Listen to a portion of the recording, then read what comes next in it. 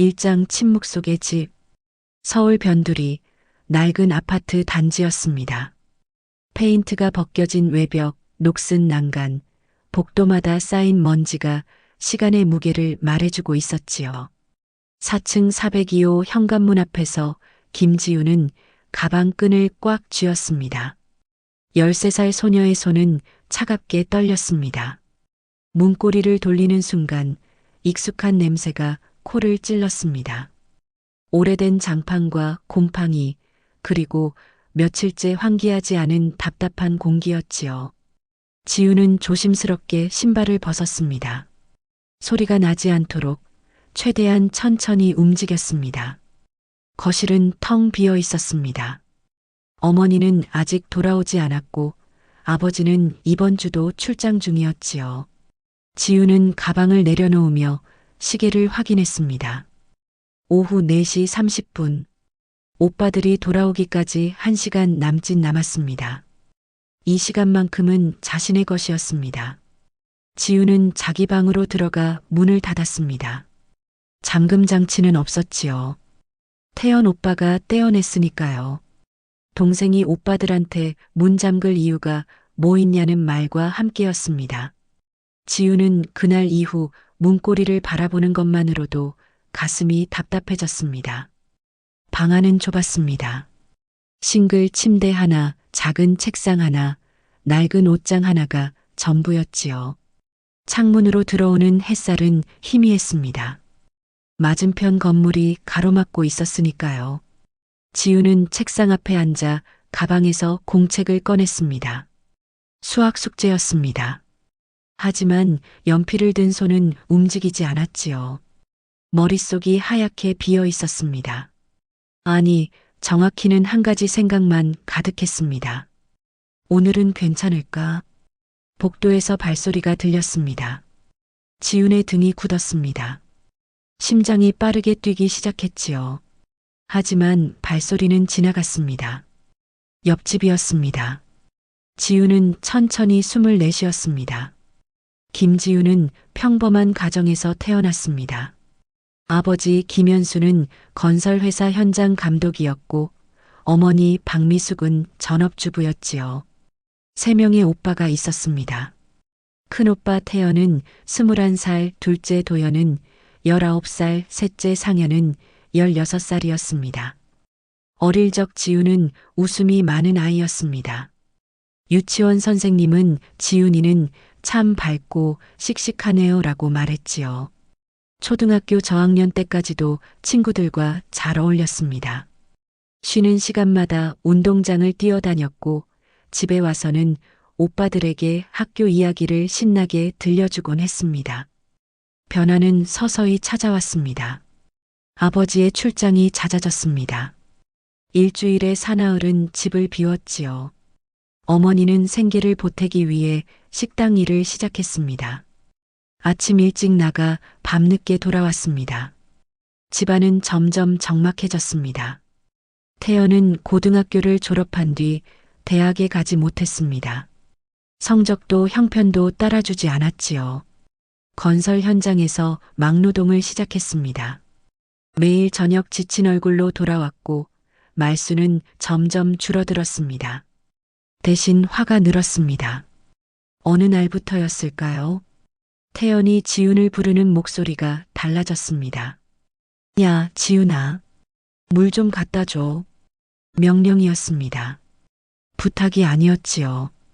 지훈이 조금이라도 늦으면 태연은 혀를 찼습니다. 이것도 못하냐? 그렇게 중얼거렸습니다. 도연과 상현도 형을 따라했습니다. 지훈에게 심부름을 시켰고 말을 듣지 않으면 째려봤지요. 지훈은 처음엔 그저 오빠들이 피곤해서 그런 거라고 생각했습니다. 자신이 더 잘하면 괜찮아질 거라고 믿었습니다. 하지만 태연의 손은 점점 거칠어졌습니다. 그날 저녁이었습니다.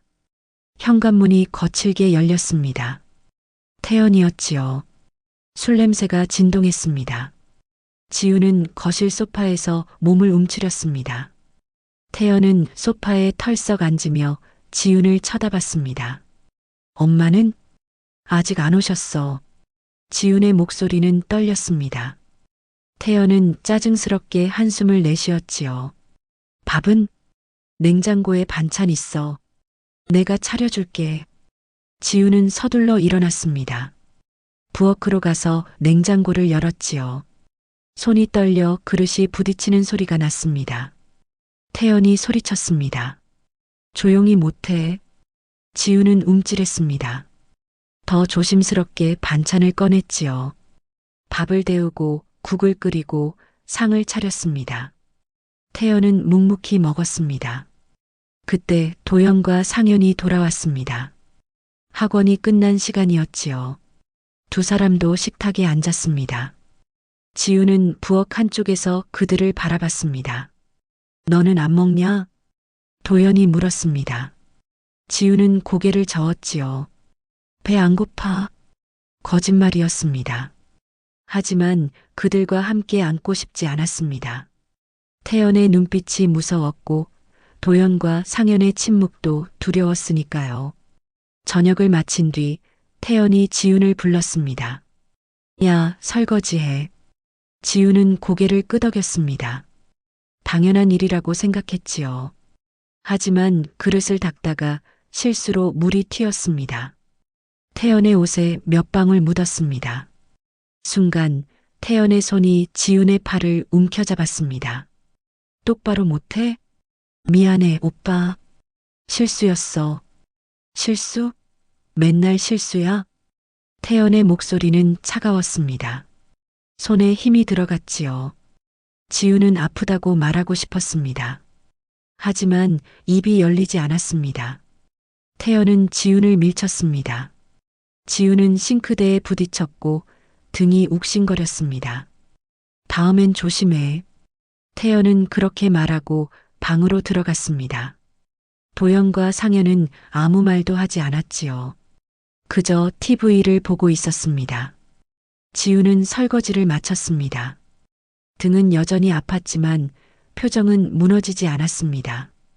방으로 돌아와 불을 끄고 침대에 누웠지요. 어둠 속에서 눈물이 흘러내렸습니다. 소리 내지 않고 조용히 울었습니다. 내가 잘못했어. 지우는 자신을 탓했습니다. 더 조심했어야 했다고, 더 잘했어야 했다고 생각했지요. 오빠들이 화내는 건 자신 때문이라고 믿었습니다. 다음 날 아침 학교에 갔습니다. 복도를 걷는 지훈의 어깨는 축 처져 있었습니다. 친구들이 인사를 건넸지만 지훈은 작게 고개만 끄덕였지요. 교실 뒤편 자리에 앉아 창밖을 바라봤습니다. 하늘은 흐렸습니다. 쉬는 시간 친구 수아가 다가왔습니다. 지훈아, 어제 연락했는데 왜 답장 안 했어? 미안, 못 봤어. 요즘 너 좀 이상해. 무슨 일 있어? 지훈은 고개를 저었습니다. 아니, 괜찮아. 수아는 더 묻지 않았습니다. 지훈의 표정이 말을 막았으니까요. 수아는 돌아섰고 지훈은 다시 혼자가 되었습니다. 점심시간에도 지훈은 구석에 앉아 밥을 먹었습니다. 친구들의 웃음소리가 들렸지만 그 속에 섞이고 싶지 않았지요. 자신은 그럴 자격이 없다고 느꼈습니다. 방과 후 지훈은 천천히 집으로 향했습니다. 발걸음은 무겁고 느렸습니다. 현관문 앞에 서서 한참을 망설였지요. 그리고 문을 열었습니다. 거실은 조용했습니다. 하지만 지훈은 알았습니다. 이 고요는 오래가지 않을 거라는 걸, 오빠들이 돌아오면 또다시 그 시간이 시작될 거라는 걸. 지훈은 방문을 닫고 책상에 앉았습니다. 공책을 펼쳤지만 글씨는 흐릿하게 보였지요. 눈물이 고였기 때문입니다. 언제까지 이래야 하지? 질문은 떠올랐지만 답은 없었습니다. 지훈은 그저 침묵 속에 머물렀습니다. 이 집에서, 이 고립 속에서 혼자 견디는 것 외에는 방법을 몰랐으니까요. 창밖으로 해가 기울었습니다. 어둠이 찾아오고 있었습니다.